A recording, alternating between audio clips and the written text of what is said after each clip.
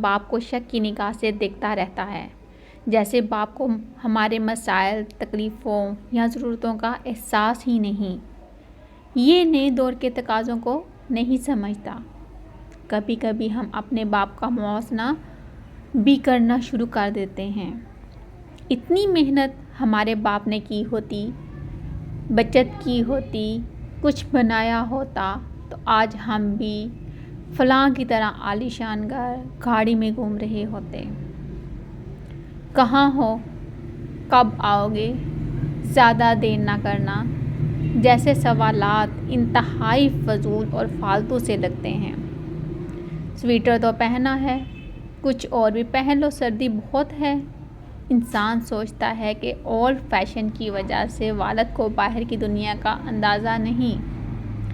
اکثر اولادیں اپنے باپ کو ایک ہی معیار پر پرکھتی ہیں: گھر، گاڑی، پلاٹ، بینک بیلنس، کاروبار، اور اپنی ناکامیوں کو باپ کے کھاتے میں ڈال کر خود سرخرو ہو جاتے ہیں۔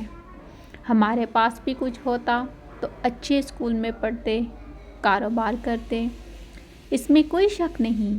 اولاد کے لیے آئیڈیل بھی ان کا باپ ہی ہوتا ہے، لیکن کچھ باتیں جوانی میں سمجھ نہیں آتی، یہ ہم سمجھنے کی کوشش ہی نہیں کرتے۔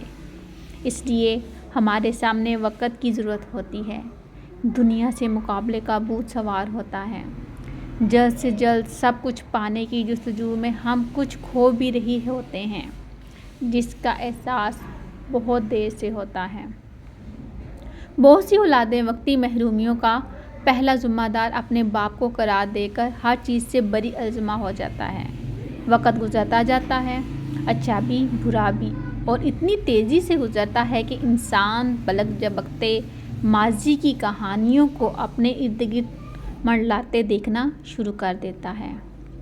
جوانی، پڑھائی، نوکری، شادی، اولاد، اور پھر وہی سٹیج، وہی کردار جو نبھاتے ہوئے ہر لمحہ اپنے باپ کا چہرہ آنکھوں کے سامنے آ کر باپ کی ہر سوچ، احساس، فکر، پریشانی، شرمندگی اور اذیت کو ہم پھر کھول کر رکھ دیتے ہیں۔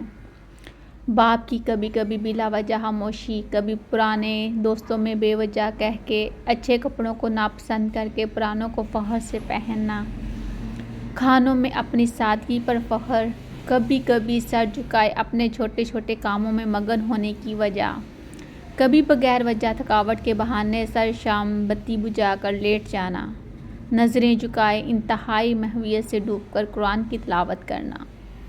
سمجھ تو آنا شروع ہو جاتا ہے، لیکن بہت دیر بعد، جب ہم خود راتوں کو جاگ جاگ کر دوسرے شہروں میں گئے بچوں پر آیت الکرسی کے دائرے پھونکتے ہیں، جب ہم سردی میں وضو کرتے ہوئے اچانک سوچتے ہیں پوچھ ہی لیں بیٹا آپ کے ہاں گرم پانی آتا ہے، جب قہر کی گرمی میں روم کولر کی خنک ہوا بدن کو چھوتی ہے تو پہلا احساس جو دل و دماغ میں ہلچل سی مچاتا ہے وہ کہیں اولاد گرمی میں تو نہیں بیٹھی؟ جوان اولاد کے مستقبل، شادیوں کی فکر، ہزار تانے بانے جوڑتا باپ تھک ہار کر اللہ اور اس کی پاک کلام میں پناہ ڈھونڈتا ہے، تب یاد آتا ہے ہمارا باپ بھی ایک ایک حرف، ایک ایک آیت پر رک کر بچوں کو سلامتی، آپ بھی ایک ایک حرف، ایک ایک آیت پر رک رک کر بچوں کی سلامتی، خوشی، بہتر مستقبل کی دعائیں ہی کرتا ہوگا۔ ہر نماز کے بعد اٹھے کپ کپاتے ہاتھ اپنی دعاؤں کو بھول جاتے ہوں گے۔ ہماری طرح ہمارا باپ بھی ایک ایک بچے کو نمناک آنکھوں سے اللہ کی پناہ میں دیتا ہوگا۔ سر شام کبھی کبھی میرے کمرے کی بتی بجھا کر اس فکر کی آگ میں جلتا ہوگا، میں نے اپنی اولاد کے لیے بہت کم کیا۔ اولاد کو اب بہت دیر سے یاد آتا ہے، اتنی دیر سے کہ ہم اسے چھونے، محسوس کرنے، اس کی ہر تلخی، اذیت، فکر کی آگ میں جلتا ہوگا کہ میں نے اپنی اولاد کے لیے بہت کم کیا۔ اولاد کو بہت دیر سے یاد آتا ہے، اتنی دیر سے کہ ہم اسے چھونے، محسوس کرنے، اس کی ہر تلخی، اذیت، فکر کا ازالہ کرنے سے محروم ہو جاتے ہیں۔ یہ ایک عجیب احساس ہے جو وقت کے بعد اپنی اصل شکل میں ہمیں بے چین ضرور کرتا ہے، لیکن یہ حقیقتیں جن پر وقت پر عیاں ہو جائیں وہی خوش قسمت اولادیں ہیں۔